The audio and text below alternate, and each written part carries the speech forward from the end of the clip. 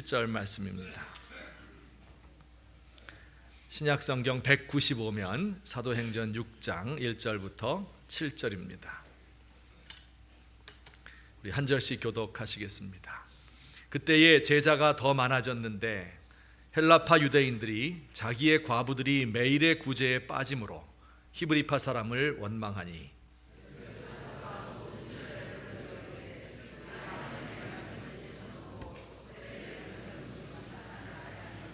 형제들아, 너희 가운데서 성령과 지혜가 충만하여 칭찬받는 사람 7을 택하라. 우리가 이 일을 그들에게 맡기고 온 무리가 이 말을 기뻐하여 믿음과 성령이 충만한 사람 스데반과 또 빌립과 브로고로와 니가노르와 디몬과 바메나와 유대교에 입교했던 안디옥 사람 니골라를 택하여 같이 보십니다. 하나님의 말씀이 점점 왕성하여 예루살렘에 있는 제자의 수가 더 심히 많아지고 허다한 제사장의 무리도 이 도에 복종하니라. 아멘. 우리 사회에 소수파 혹은 소수자라고 일컬어지는 사람들이 있습니다. 자연적 혹은 역사적인 여러 가지 이유로 사회의 다른 구성원들에게 차별을 받으며 사는 사람들을 일컫는 말입니다. 반대말은 뭘까요? 소수파의 반대말은 다수파가 되겠습니다. 이 다수파보다 빈곤하고 또 정치적으로 약하고 사회 참여해서 기여할 수 있는 이런 길들이 제한되어 있는 이런 사람들입니다. 여러 종류가 있을 수 있는데 신체적 소수자 혹은 소수파라고 하면 장애인이나 노약자들을 가리킬 수 있겠습니다. 또 인종적 소수자는요, 우리 사회에서 말하자면 다문화 가정이라든지 외국인 근로자라든지 혹은 미국의 흑인이나 히스패닉 같은 사람들을 가리킬 수 있겠습니다. 여성 소수자는 여성들이 아무래도 남성들에 비해서 사회 참여의 기회가 적고 또 여러 가지 면에서 차별을 받게 되지요. 언어적 소수자도 있습니다. 이것은 예를 들면 영어를 사용하는 미국에서 스페인어를 사용하는 사람이라든지 혹은 한국에서 연변 사투리를 사용하는 사람이라든지 이런 분들이 언어적 소수자일 것입니다. 경제적 소수자는 비정규직 노동자나 알바생이나 이런 사람들을 가리킬 수 있겠고요. 또 종교적 소수자는 우리나라에서는 별로 찾아보기 힘들어요. 하지만 이슬람 국가에서 타종교를 믿는 사람, 이런 사람들이 아마 종교적 소수자가 될 것입니다.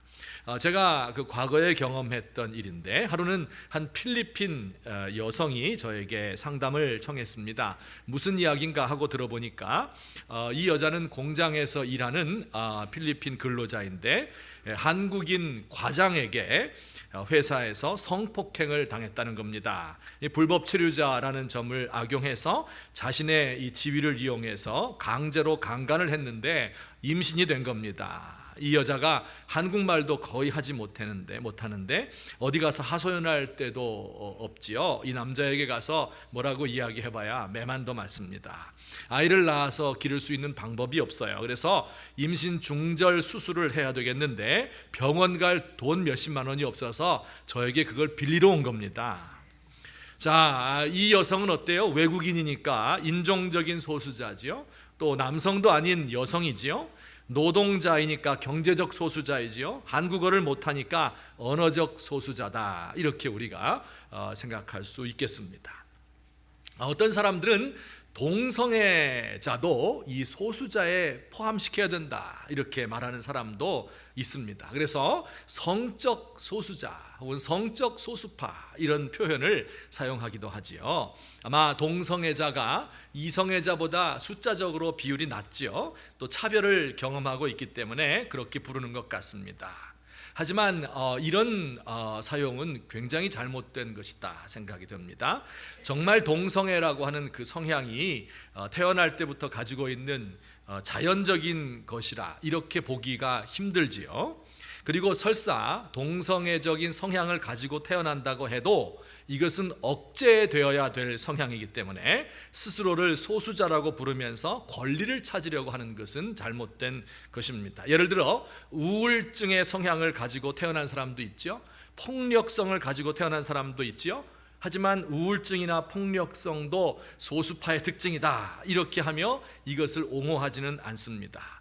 물론 우울증이나 폭력성이나 동성애 기질을 가진 사람들을 사랑하고 돌보아주고 치료해야 될 대상이지 그들의 권한을 높여야 될 대상은 아닌 것이다 이렇게 생각하시면 되겠습니다. 어쨌든지 어떤 사회이든지 다수파와 소수파 간의 대결이 있게 마련입니다.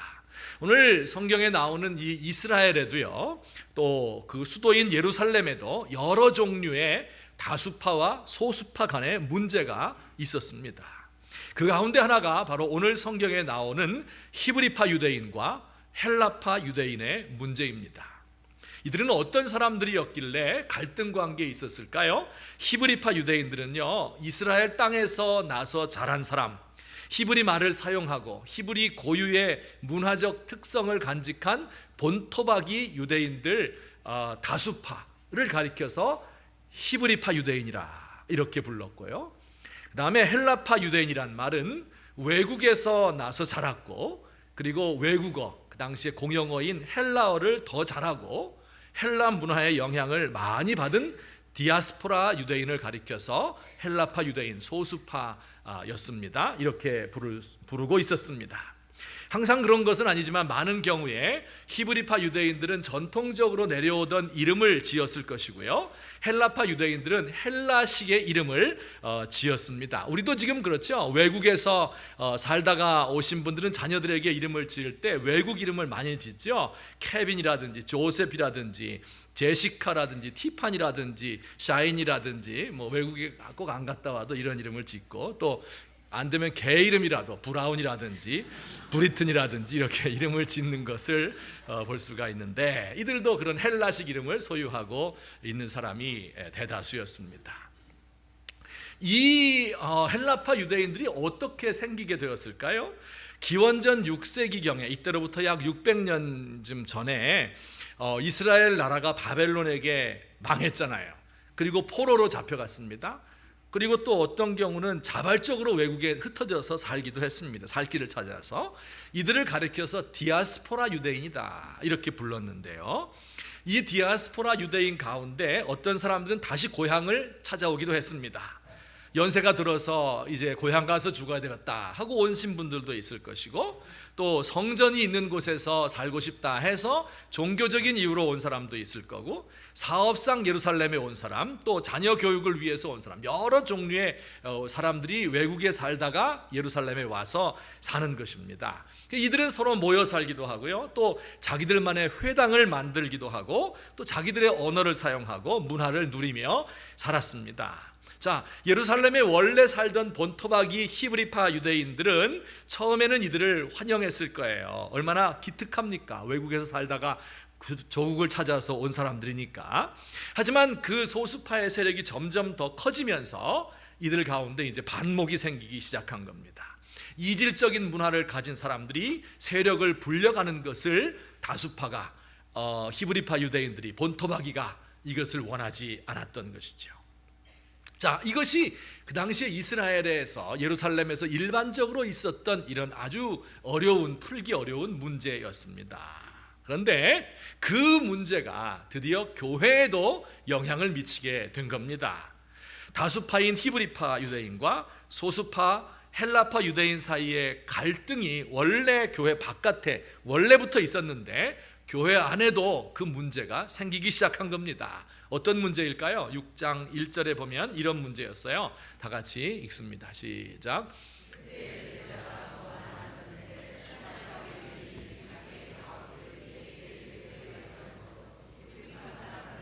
네, 이런 문제가 있어요. 그때 제자가 더 많아졌는데 헬라파 유대인들이 자기들 과부들이 매일의 구제에 빠짐으로 히브리파 사람을 원망하는 이런 갈등이 발생을 했습니다. 자, 예루살렘 교회 성도들이 서로 물건을 통용하고 재산과 소유가 많이 있는 사람들은 이것을 팔아서 사도들에게 주어서 가난한 자들을 구제하게 했다, 이렇게 우리가 알고 있죠. 구제를 받는 사람들 가운데 당연히 남편을 잃고 홀로 사는 여성들이 많았을 것입니다. 그런데 이제 구제품을 받으려고 줄을 서 있는데 히브리파 사람들에게는 이게 많이 돌아가고 헬라파 유대인들 과부들에게는 별로 안 돌아간 겁니다. 근데 실제로 재산을 팔아서 바친 사람 가운데는 헬라파 유대인들도 많이 있었습니다. 대표적인 사람이 기억하실지 모르겠는데 바나바라고 하는 사람이 외국에서 키프로스 섬에서 살다가 온 헬라파 유대인인데 자기 재산을 다 팔아서 바쳤다고 이야기했었잖아요. 그죠? 그런데 이 물건을 나누어 준 사람은 사도들인데요. 12사도들. 사도들은 모두 히브리파 유대인이었죠. 본토박이었죠, 당연히. 이들이 무슨 차별 대우하는 마음에서 야, 히브리파 사람들은 다 모여라, 헬라파 유대인들은 배제시키고, 이렇게는 안 했을 거예요. 그저 팔이 안으로 굽는다고 물자는 부족한데 광고를 했는데 못 알아들었다든지 뭐 이랬지 않았을까. 그래서 같은 말을 하는 친숙한 사람부터 나눠주다 보니까 헬라파 유대인들에게는 돌아갈 물건이 없었던 거예요. 그 원래 다수파는 자신이 내가 소수파를 차별하는지 이걸 잘 모르면서 차별을 하지요. 차별 받는 사람은 내가 차별 받는구나 금방 알죠. 하는 사람은 모르죠. 차별 아무도 안 받아보셨어요? 차별 받는 사람은 어때요? 차별 받는다는 느낌이 더 많이 들죠. 그런데 사도들은 아마 그런 마음도 못 가지고 차별을 했을 것 같습니다. 과부들이 구제품을 못 받으면 굶어야 하지요. 그래서 이들 사이에서 원망 섞인 목소리가 터져 나온 것입니다. 자, 오늘 이 사도행전 6장 초두에 있는 이 본문은요, 사도들이 또 그리고 예루살렘 초대 교회가 이 문제를 어떻게 다루고 어떻게 해결했는가 하는 것을 잘 보여주고 있습니다. 여러분, 우리 사회에도 또 우리 교회에도 소수자의 문제가 있어요. 그런데 이것을 어떻게 해결할 수 있을까 하는 표준을 제시해주는 아주 중요한 성경 말씀이 되겠습니다. 오늘 그것을 이 사도들이 또 예루살렘 교회가 어떻게 했는지 한 세 가지로 나누어서 간단히 살펴보겠습니다. 첫째로 우리 같이 한번 읽어볼게요. 시작.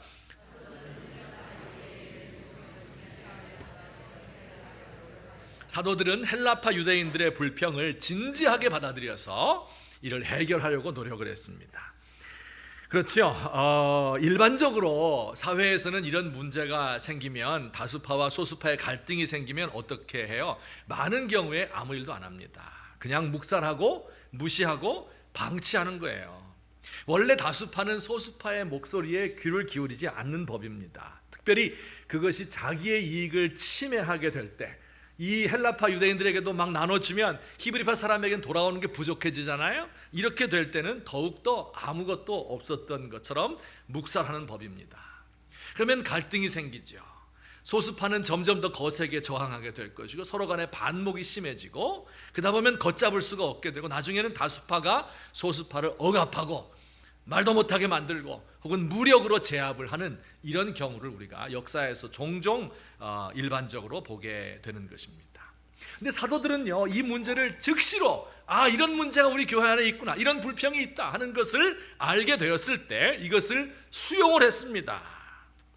사실 이 히브리파 유대인의 문제와 헬라파 유대인 사이의 문제는 하루 이틀에 일어난 일이 아니죠. 수백 년 묵은 문제죠. 이 문제 때문에 이스라엘 사회가, 예루살렘 사회가 아주 골칫거리였습니다. 사사건건 대립하고 있었기 때문에 그래요. 그런데 그들은 이 문제에 대해서 해결 방법을 내놓지 못하고 있었는데, 교회는, 사도들은 이 문제를 내 문제로 끌어안은 겁니다. 그리고 이것을 복음으로 해결을 하고, 그리고 그게 성공을 거두었습니다. 이게 얼마나 아름다운 모습인지, 얼마나 영광스러운 교회인지 모릅니다.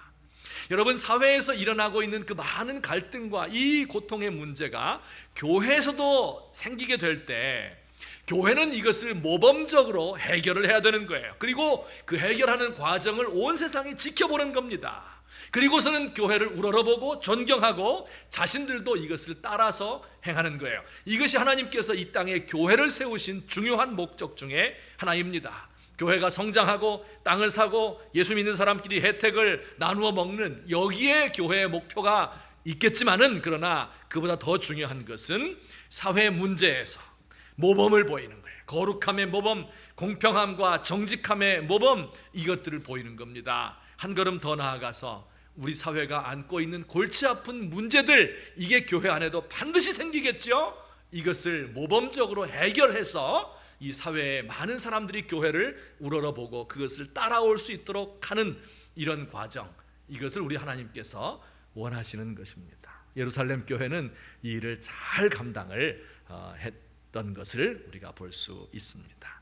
두 번째로 이 사도들이 어떻게 했어요? 우리 같이 또 읽습니다. 시작. 사도들은 이걸 문제로 받아들여서 그 다음에 구체적으로 어떻게 했을까요? 우리 3절에 보면 이렇게 했대요. 우리 같이 읽겠습니다. 시작.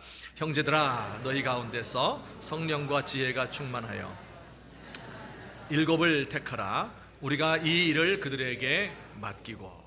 사도들은 문제가 이렇게 불거진 것이 자기들의 편견과 한계 때문인 것을 알았습니다. 그도 사도들도 히브리파 유대인 다수파라 그랬죠. 차별하고 있는지도 모르고 있었던 거예요.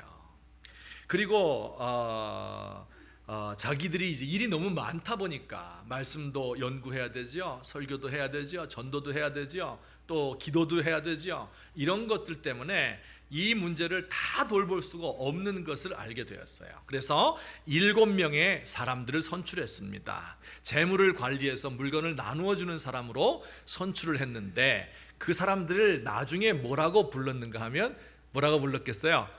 집사라고 불렀습니다. 그래서 우리 교회에 있는 집사님들의 저 조상 되는 분들이 바로 이 7명의 사람들이었습니다. 자, 그런데 여기서 이제 우리가 꼭 기억해야 할 것은요, 어떤 사람들이 뽑혔는가 하는 겁니다. 우리 5절에 보면 우리 같이 한번 읽겠습니다. 5절 다 같이 시작. 온 무리가 믿음과 성령이 충만한 사람 스데반과 또 빌립과 브로고로와 니가노르와 디몬과 유대교에 입교했던 안디옥 사람 니골라를 택하였다. 누구를 택했어요? 믿음과 성령이 충만한 사람. 당연하겠죠. 믿음도 없는 사람 지도자로 택하면 안 되죠. 성령 충만 안 되는 사람 지도자 되면 곤란하죠. 믿음과 성령이 충만하고 지혜가 많아서 이 문제를 잘 처리할 수 있는 사람을 택했는데, 그 사람들은 7명이었어요. 그 이름이 스데반, 빌립, 브로고로, 니가노르, 디몬, 바메나, 그리고 안디옥 사람 니골라를 택했는데요, 놀라운 사실은요, 이 7명의 이름이 전부 헬라식 이름이었어요. 스데반은 왕관이란 뜻, 빌립은 말을 사랑하는 사람, 브로고로는 춤을 지도하는 사람, 니가노르는 정복자, 이런 식으로 원래 헬라 말 단어에서 그 이름이 온 거예요. 여기서 우리가 뭘 알 수 있게 돼요? 그 7명의 선택받은 사람들은 헬라파 유대인들이거나 아니면 그 중에 분명히 대다수는 헬라파 유대인들이었다 하는 것을 알 수가 있습니다. 이 소수파 사람들을 대표자로 세운 거예요. 다수파가 지배하는 사회에서 소수파를 대표자로 세운 겁니다. 마치 미국이 오랜 동안 수백 년 동안 흑백 갈등이 심각했는데 흑인 오바마가 대통령에 당선됨으로 흑백 차별 문제에 많은 진전이 있었죠. 우리나라의 여성 대통령이 당선됨으로써 소수자인 여성들에게 얼마나 큰 격려가 되었는지 모릅니다. 자, 여러분, 이 다수파였던 사도들이 자기의 권위를 내려놓고 자기의 권리를 포기하고 다수파가 먼저 양보하고 그들의 의견을 들어주는 것입니다. 그들을 지도자로 뽑고 그리고 그들에게 거액의 돈을 맡겼던 것입니다. 여러분, 이게 문제 해결의 구체적인 이 열쇠였습니다. 우리나라에도 이런 일들이 많이 있었어요. 과거에 우리나라도 신분 차별이 있고 소수파 다수파의 문제가 너무 심각했죠. 백정 출신이 장로가 되었습니다. 그의 아들이 최초의 양의사 7명 중에 한 사람이 되었습니다. 마부가 목사가 되고 마부의 주인은 그 교회의 장로가 되었습니다. 부모에게 버림받고 이화학당 앞에 버려진 여자아이가 진명여학교의 설립자가 되었습니다. 선교사 집에서 허드렛이라는 종노릇하던 사람의 딸이 한국 최초의 여성 의사가 되었습니다. 무당집 딸이 부흥사가 되었습니다. 남편 잃은 청산 과부가 한국인 최초의 이화학당 교사가 되었습니다. 여러분, 이렇게 한국에도 이런 지도자들이 선교사에 의해서 세워짐으로 말미암아 이들의 권위가 신장이 되고 온 국가 안에 참으로 이와 같은 평등한 세상이, 지금과 같은 세상이 오게 된 것입니다. 이것이 거저 있었던 것이 아니라 그런 옛날에 이런 차별이 있던 사회 속에서 예수 믿는 사람들이 앞장서서 이와 같이 지도자들을 세울 때 믿음과 성령과 지혜가 충만한 사람, 그러나 소수파에 속한 사람들을 세우게 되므로 이렇게 오늘날과 같은 세상이 된 것을 우리가 볼 수 있습니다. 바로 예루살렘 교회가 그런 방법을 택했습니다. 세 번째로 우리 한 가지만 더 간단히 말씀드리면, 다 같이 시작. 사도들은 자신의 사역과 새로운 지도자들의 사역을 똑같이 귀중하게 여겼다. 이게 무슨 뜻인가 하면요, 여러분 요 성경을 좀 오늘은 자세히 보셔야 돼요. 1절에 보면 그때 제자가 더 많아졌는데 헬라파 유대인들이 자기의 과부들이 매일의 구제에 빠짐으로, 매일의 구제라는 단어가 나오죠. 매일의 구제라는 말을 다시 번역을 하면 매일의 봉사, 매일의 디아코니아, 그런 뜻입니다. 매일의 봉사에 빠졌다. 왜 그런 표현을 썼을까요? 봉사는 섬기는 거잖아요. 그러니까 이 가난한 사람들을 섬기는 일, 여기에 빠졌다, 빼먹었다, 막 그런 뜻일 겁니다. 그런데 4절에 보면 우리는, 이 사도들을 가리켜요, 오로지 기도하는 일과 말씀 사역에 힘쓰리라, 이렇게 이야기했죠. 근데 말씀 사역이란 말이 또 역시 말씀의 봉사예요. 그래서 여러분 성경에 보면 밑에 관주에 보면 헬, 봉사 이렇게 써 있는 것을 읽을 수 있을 겁니다. 역시 같은 단어 디아코니아라는 단어를 썼어요. 무슨 얘기냐면 이 사람들에게 물건을 나누어 주는 이 구제하는 이 일도 봉사라, 이렇게 이야기를 했고요. 그 다음에 말씀을 전하는 이 일도 똑같은 단어를 써서 봉사다, 그렇게 이야기를 했습니다. 이게 무슨 이야기입니까? 사도들은 마음속에 그런 생각을 가지고 있었던 거예요. 내가 지금 말씀 전하는 것이 하나님이 나에게 주신 권위를 가지고 전하는 거 맞지요? 물론 틀림이 없습니다. 하지만 이 사도들이 그렇게 위대한 사람들이고 안진뱅이를 일으키고 수천 명, 수만 명 되는 사람들의 지도자이고, 그리고 그들이 앞장서서 이 모든 일을 행하는 이 예루살렘 교회의 대표자들이었지만, 내가 하고 있는 일은 사역에 불과하다, 내가 하고 있는 일은 섬기는 일이다 하는 것을 분명하게 인식하고 있었던 것입니다. 이 디아코니아라 하는 말을 우리말로 번역하면 요즘에 사역이라고 번역합니다. 사역이란 말은 일반적으로 세상에서는 잘 안 쓰는 말이고요. 딱 두 군데서 쓰는데, 한 군데는 군대입니다. 군대에서 삽질하고 뭐 눈 치우고 할 때 사역하러 나간다, 이렇게 이야기하고요. 그 다음에 교회에서 써요. 교회에서는 사례를 받고 전도사나 목사로 일하는 것을 사역이라고 말을 하는데, 오늘 이 성경 말씀에 따르면 목사나 전도사는 사역자고 장로, 집사, 권사 이분들은 평신도고, 이렇게 돼 있습니까? 그렇지 않습니다. 하나님의 일을 하는 사람들은 다 사역자인 것입니다. 그리고 그 사역자는 전부 어떤 마음을 가지고 있어야 돼요?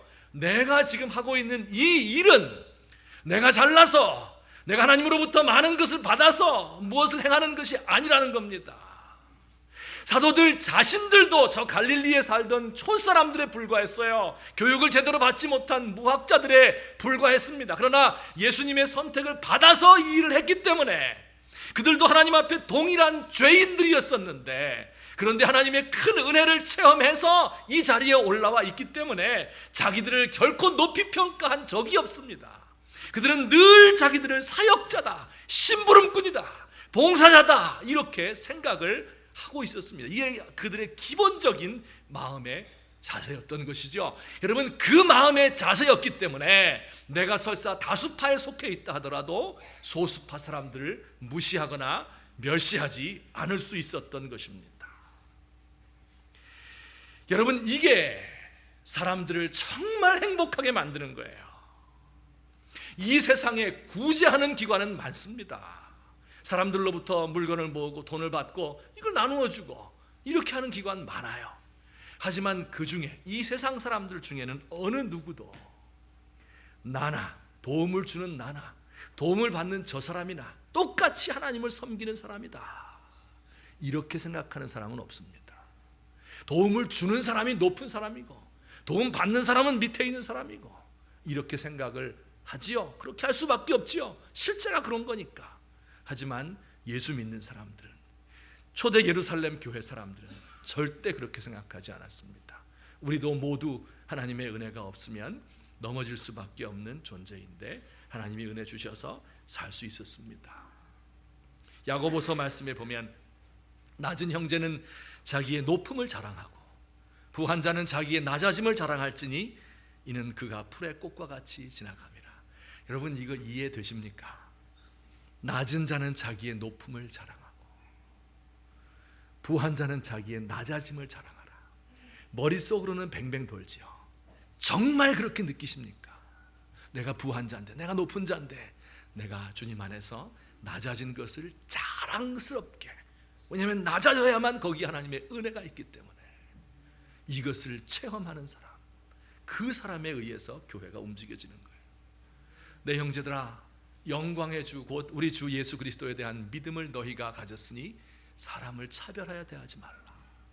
내가 가진 그 하나님의 은혜, 저 사람이 가진 그 하나님의 은혜가 동일하게 너무 영광스럽기 때문에 도저히 사람들을 차별할 엄두가 나지 않는 이런 마음이 우리의 마음속 깊숙이에 새겨져 있게 되시기를 예수님의 이름으로 축원합니다.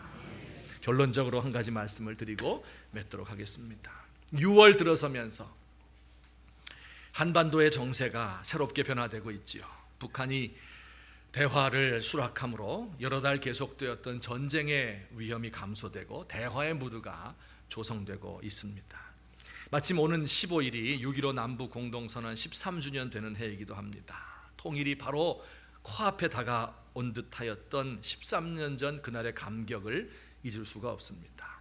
하나님께서 허락하시면 언제라도 통일이 이루어질 수 있는 것을 믿으며 이를 위하여 성도들이 늘 기도해야 될 줄로 압니다.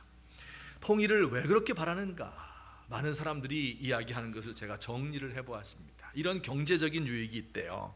철광석, 마그네사이트, 우라늄, 석유, 이런 희귀한 광물들이 이 북한 지역에 정말 풍부하게 다 감추어져 있다는 거예요. 남한의 17분의 1밖에 되지 않는 북한의 낮은 소득 수준 때문에 인건비가 싸잖아요. 그래서 제조업에 새로운 경쟁력이 생길 거다. 백두산, 금강산 같은 미개척 관광지, DMZ 같은 것이 개발이 되어서 국제적인 관광 명소가 될 거다. 부산에서부터 시베리아까지, 유럽까지 가는 도로와 철도가 개통되어서 물류 전쟁에서 아주 유리한 고지를 차지하게 될 것이다. 한반도의 평화가 이루어지면 핵무기가 감축되고 안보 위협이 없어지기 때문에 국가 신용도가 높아지고 외국 투자 자본이 유입이 더 될 것이다. 또 오랜 세월 동안 서로 만나지 못했던 이산 가족들이 서로 만나서 함께 삶으로 고통이 치유가 될 것이다. 무엇보다 중요한 것은 북한 주민들이 배고픔과 억압으로부터 벗어나고 박해를 받으며 신앙을 지키는 북한 성도들이 신앙의 자유를 얻을 수 있게 될 것이다. 며칠 전에도 라오스에 도착하였던 탈북 청소년 9명이 정말 그 고난의 고통스러운 그 루트를 통해서 이제는 살았구나, V자를 그리면서 웃으면서 사진을 찍었는데 그들이 북한으로 송환되었다고 합니다. 생각하면 가슴이 답답하고 이 마음에 얹혀서 너무 우리의 마음이 무겁습니다. 다시는 이런 일이 일어나서는 안 될 텐데. 그래서 우리가 통일을 기대하고 기다리고 있는 것이에요. 그러나 통일이 가져다 줄 어려움도 만만치가 않습니다. 통일 비용을 산출을 해보니 사람마다 다르지만 10년 동안 북한의 인프라, 도로나 철도나 공장 이런 것들을 구축하고 그 소득을 60%까지 끌어올리기 위하여서 약 2,500조 원, 매년 200조 원 이상씩 10년 동안 지원을 해야 된다고 합니다.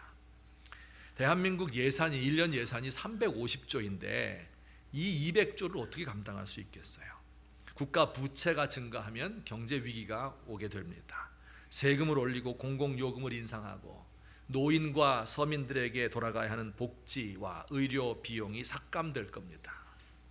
북한에서 일자리를 찾지 못한 200만 명, 300만 명이 남쪽으로 밀려 내려오지만 이미 남한도 청년 실업, 노년 실업 문제가 심각한데 그분들을 받아줄 여유가 없습니다. 자, 이렇게 되면 우리나라는 걷잡을 수 없는 혼란에 빠져들지요. 최고로 발달한 자본주의 사회에서 살고 있는 우리 남한의 주민은 이런 비용 부담을 생각할 때 북한 주민들을 싫어하게 될 겁니다. 얼마 전에 탈북자 학교를 운영하는 교감 선생님이 간증을 했는데 너무 좋으니까 한번 홈페이지 찾아서 들어보셔요. 탈북자들이 북한에서는 배고파서 죽고, 중국에서는 무서워서 죽고, 남한에서는 왜 죽어요? 들은 분이나 안 들은 분이나 차이가 없네. 남한에서는 몰라서 죽는다.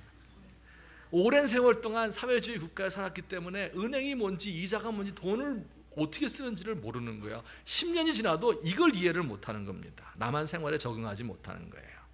남한 말을 사용하고 선진 문화를 자랑하는 남한 사람과 북한 사투리를 쓰고 가난하고 옷차림이 다르고 문화적으로 뒤떨어진 북한 사람들 사이에 차이가 나지요. 아주 오랜 기간 동안, 향후 통일된 후에 10년, 20년, 50년 동안 북한 주민들은 2등 국민이 될 것이고 우리 사회의 소수파가 될 겁니다. 이런 걸 소수파라고 부르는 거예요. 2만 5천 명의 탈북자를 끌어안지 못해서 그들이 하층 계급으로 살아가고 있는데 통일 후에 1000배나 되는 2,500만 명의 북한 주민을 껴안을 수 있을까요? 여러분, 저는 이런 생각을 하면 통일의 시대가 그리워지면서도 이때가 너무 두려워지는 거예요. 이것을 감당할 수 있을 만한 역량이, 정신적인 역량이 우리 민족에게 있을까? 우리의 자라나는 다음 세대에 이런 생각을 어떻게 극복해 나가, 이런 현실을 어떻게 극복해 나갈 수 있을까 하는 걸 생각하면 가슴이 답답해집니다. 그러나 저는 바로 이때가 우리 교회가 우리 민족을 위해서 한번 크게 일할 수 있는 때라고 믿습니다. 여러분, 한국에서 과거의 기독교는요, 전파되던 초창기부터 이런 사회적인 차별과 소수파, 다수파의 대립을 없애기 위해서 노력을 했고 그것이 성공을 거두었습니다. 여러분 보세요. 한국교회가 통일을 위해서 아무 일도 안 하는 것 같습니까? 여러분, 탈북자들에 관한 이야기가 기사에 뉴스에 나오기만 하면 대다수 그들을 돕는 사람은 기독교인이지요. 탈북자 문제가 보도될 때는 항상 아무개 선교사의 이름이 거명되는 것을 여러분이 알 수 있을 겁니다. 90년대 이후에 100만 명이 넘는 외국인들이 우리나라에 들어왔습니다. 갖은 모욕과 차별을 받고 제대로 임금을 받지 못하고 매를 맞고 살고 있을 때에도 이들을 도우려 한 사람들 대다수가 기독교인들이었습니다. 여러분, 우리나라 기독교에는 이런 DNA가 흐르고 있는 거예요. 하나님께서 우리 민족에게 주신 그 은혜를 기억하는 마음이 우리 속에 새겨져 있는 겁니다.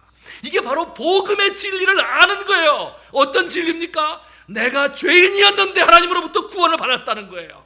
여러분, 우리 민족이 정말 뛰어나기 때문에 하나님께서 우리를 사랑해서 우리를 택하신 걸까요? 그렇지 않습니다. 우리 민족 이기적입니다. 과거를 잊어버립니다. 포퓰리즘에 흔들립니다. 조금 부자 되었다고 졸부근성 보이고 있습니다. 욕망으로 가득 차 있는 사람들이요, 똑같은 민족이에요. 다 죄인들이에요. 그런데 하나님께서 왜 우리를 택하셨을까? 이 복음의 진리, 나는 하나님 앞에 아무것도 내놓을 것이 없지만 우리 예수님의 은혜로 나를 구원하시고 나를 택하셨습니다 하는 이 사실을 우리가, 이 사실 하나, 이것을 간직하고 있다면, 그런데 그 구원이 너무 영광스러워서 내가 가난하게 되건 내가 못 살게 되건 공부를 못하건 낮은 지위에 처하게 되건 그게 아무것도 아닌 것이 되고, 내가 부자가 되건 권력을 갖게 되건 명예를 얻게 되건 그것이 아무것도 아닌 것이 되는 부한 형제가 낮아짐을 자랑하고 낮은 형제가 높아짐을 자랑할 수 있는 이런 하나님의 말씀을 우리가 분명히 이해하고 있다고 하면, 이 복음의 진리를 간직하고 있는 우리 조국의 교회는 반드시 이 새로운 세계에 하나님이 맡기신 이 통합의 일을 감당하게 될 수 있을 줄 믿습니다. 그런데 지금의 기독교로는 어려워요. 우리가 정신을 차려야 됩니다. 지금부터 연습을 해야 돼요. 우리 교회 안에 있는 소수파가 누구인가, 차별을 없애는 일을 배워야 합니다. 교회 안에 어떠한 차별도, 어떠한 다수파도 소수파도 없다는 것을 알아야 돼요. 우리 사회에 소외받고 있는 계층이 있는 곳에 바로 거기에 가면 교회가 있다. 우리 사회에서 고통받고 있는 소수자들, 그들의 입장을 대변하는 사람들이 우리 교회이다 하는 것을 지금부터 연습해야 돼요. 나의 것을 내려놓고 권리를 이양하고, 내가 하는 것도 하나님을 섬기는 일이고 저 사람 하는 것도 하나님을 섬기는 일이다. 이런 사도들이 가졌던, 예루살렘 교회가 복음 안에서 가지고 있던 이와 같은 정신을 회복하시는 저와 여러분 되시기를. 그래서 우리 언제 우리에게 갑작스럽게 다가올지 모르는 이 통일의 세대를 기다리며, 이때 한번 우리 조국의 기독교가 한번 사용될 수 있기를 간절히 바라고 기도하는 저와 여러분 되시기를 예수님의 이름으로 축원합니다. 한번 같이 기도드리시겠습니다. 오늘 들은 말씀을 생각하면서 하나님 앞에 우리 자신들을 돌아보며 기도했으면 좋겠습니다. 우리에게 필요한 것 많지 않습니다. 복음의 진리를 알면 되는 거예요. 우리가 하나님 앞에 내놓을 것 없는, 의로움 없는 그러한 존재였었는데 하나님께서 우리를 사랑하셨습니다 하는 것을 분명히 깨달으면 여기에 모든 사회 문제에 해결책이 있는 겁니다. 우리 자신들을 생각하며 기도하시고, 우리 이 사회를 바라보며 기도하시고, 우리 조국의 미래를 생각하면서 북에 있는 우리의 형제들을 위해서 간절히 기도하는 시간을 가지도록 하겠습니다. 사랑의 하나님 아버지, 은혜를 감사합니다. 아버지여, 내가 하나님 앞에 연약한 종인데, 아버지여, 어떻게 무엇을 감당해야 될지 알지 못하는 사람인데 하나님께서 우리에게 이처럼 은혜와 복을 주시고 새로운 사명을 허락해 주셨사오니 감사합니다. 하나님 아버지여, 하나님 아버지, 우리가 주님 앞에서 참으로 내놓을 것이 없는 연약하고 무익한 존재인데 사도들이 그렇게 하였던 것처럼 아버지, 우리는 말씀을 수종드는 사람일 뿐이고, 아버지, 우리는 사람들을 섬기는 사람들일 뿐이고, 그리고 사람들 위에 올라 있는 사람이 아닙니다. 분명히 알 수 있도록 주여 도와주시옵소서. 하나님 아버지, 이 모든 사회의 문제, 이 차별의 문제를 해결할 수 있는 그 열쇠가 주의 복음에 있는 것을 알 수 있도록 하여 주시옵고, 아버지, 이것을 우리 마음속에 깊이 체험하며 낮은 형제는 자기의 높음을 자랑하고 부한 형제는 자기의 낮아짐을 자랑할지니 이는 풀의 꽃과 같이 지나감이니라. 영광의 주를 믿는 믿음을 가졌으니 서로를 차별하지 말아라 하신 그 말씀을 기억할 수 있도록 하나님 우리를 도와주시옵소서. 아버지, 우리 민족을 불쌍히 여기시며 북한에서 지금도 지하에서 고통을 당하며 아버지 앞에 간구하는 종들의 한섞인 기도를 하나님께서 응답하여 주시옵소서. 사랑의 하나님 아버지, 고맙습니다. 우리 마음 가운데 이 복음의 진리 분명히 깨달아 알 수 있게 하시고, 이것을 우리 교회 또 우리 사회에 적용할 수 있는 지혜도 허락하여 주시옵소서. 북한에 있는 우리의 형제 자매들 지금도 지하에서 박해를 받으며 하나님 아버지, 고통 가운데서 신음하고 한을 품고 기도하고 있습니다. 하나님 불쌍히 여겨주시고 종들의 기도가 상달되어서 아버지여, 오랜 세월 가기 전에 주께서 이 민족에게 선물을 허락하여 주시옵소서. 이 일을 감당할 수 있는 믿음과 이런 포용력을 우리에게 허락해 주시옵기를 소원하옵고 예수님의 이름으로 기도하옵나이다. 아멘. 우리 찬송가 218장입니다. 우리 가사를 생각하면서 부르시고 3절 부르실 때는 다 함께 일어나셔서 헌신하는 마음으로 찬송하시기 바랍니다.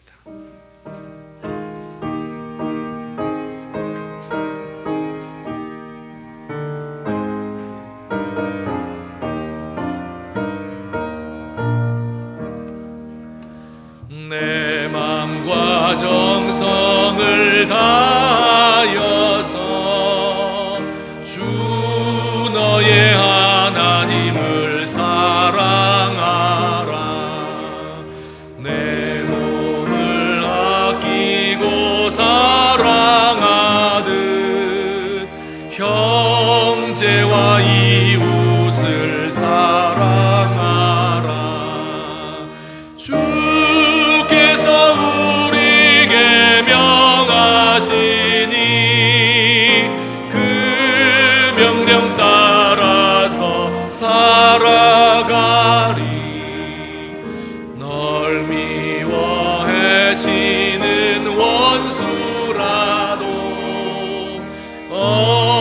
언제나 너그럽게 사랑하라.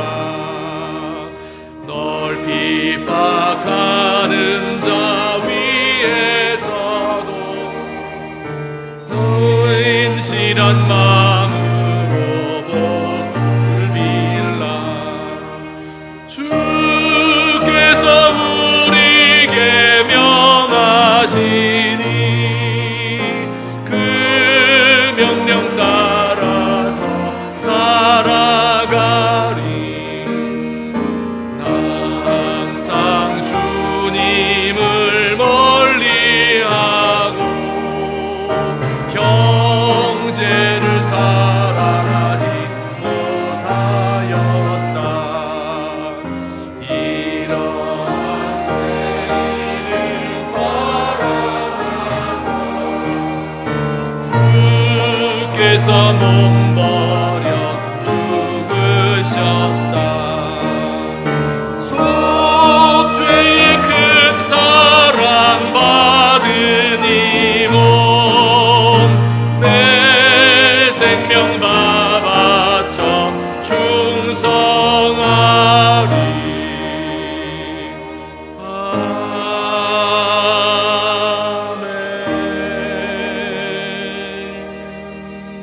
아멘. 사랑의 하나님 아버지, 우리 주님의 은혜에 감사하는 마음으로 주 앞에 우리의 몸과 마음과 시간과 물질을 드려서 하나님을 찬양하고 경배합니다. 하나님, 우리의 드린 모든 이 예물이 주님 안에서 주님이 기뻐하시고 받으시는 예물 되게 하시며 우리의 드리는 손에 복을 주시고 우리의 손으로 하는 모든 일에 하나님의 은혜가 함께 하기를 간절히 소망합니다.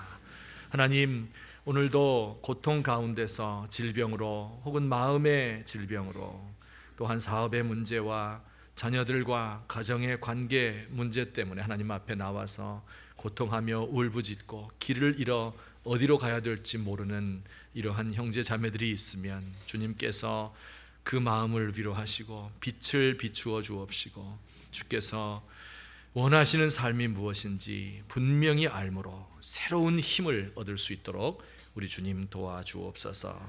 아버지여, 고통 가운데 신음하는 이 민족의 모든 소수자들을 주께서 불쌍히 여기시고 우리 교회가 저들을 끌어안고 아버지, 사역자들이 그 가난하고 낮은 곳으로 내려가서 그들과 함께 일할 수 있도록 도우시며 특별히 북한에 있는 우리의 형제 자매들의 한 맺힌 기도를 주님께서 응답하여 주시옵소서.